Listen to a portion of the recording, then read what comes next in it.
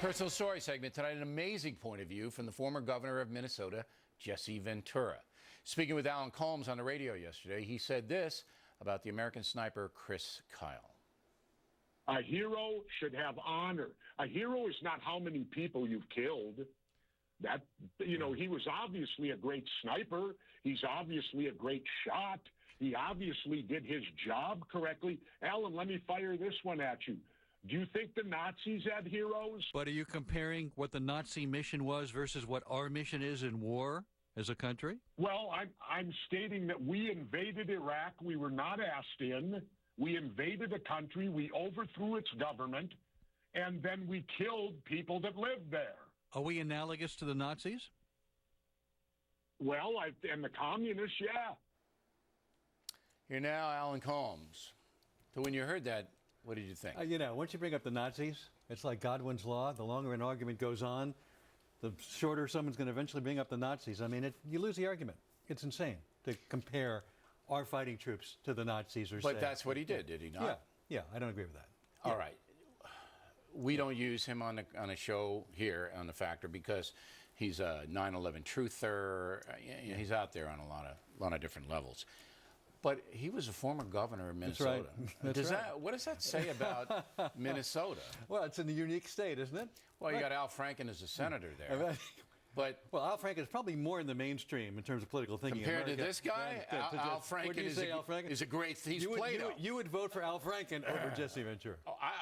Look, I know that the governor is bitter, and he won the libel suit against Chris Kyle. Yeah. But to besmirch and to distort history, it's like we went into Iraq for what? To give those people democracy. Which they had for about 10 minutes until they gave it back. All right.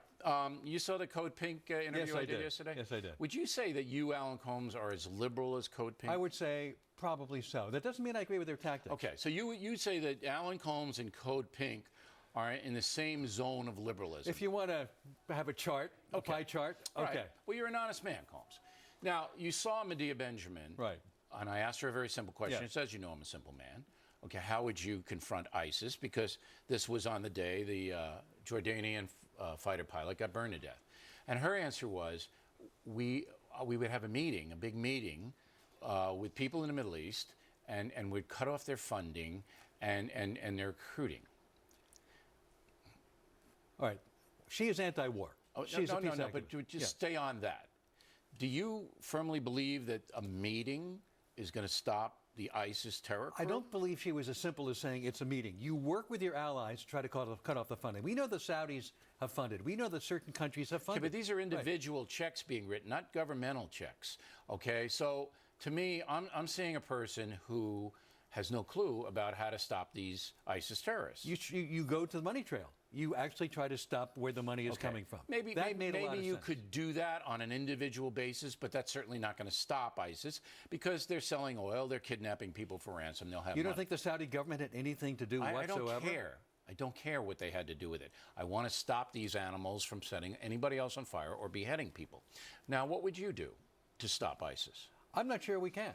One thing, we shouldn't have been in Iraq in the first place. Okay, so let's just stay with what you would do. Fine. So would you surrender to them? No. Would you say we can't stop you? I'm what not would sure. You do? I've said, and I've said it on the show before, I don't think it's our problem right now. They are not a threat to the United States. So you don't think it's our problem? We are in another part of the world where we should not be. We are metastasizing by our actions terrorism. Okay, stop the philosophy. So it's not our problem. So you wouldn't engage it at all. You would just let the chips fall in Syria and in Iraq the way they fall. Being engaged in that part of the world has not helped us. Okay, so Alan Colmes, if you were president, all right, would say, you know what? It's not going to happen. Don't worry about that. Well, we know that. But I'm trying to get inside your mind and the mind of the left. Not our problem. We messed it up when we got in there.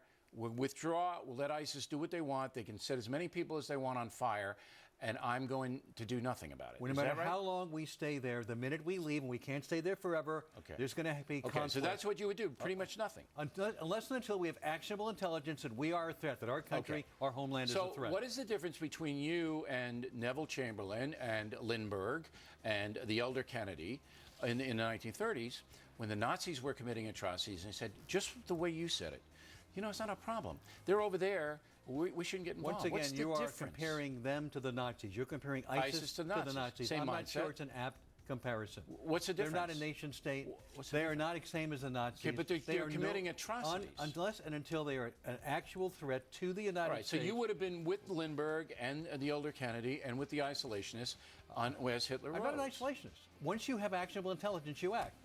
All right, Combs. You're an honest guy. That's all I can say. You're an honest guy. We appreciate it. Thank you very much. Directly ahead, legal.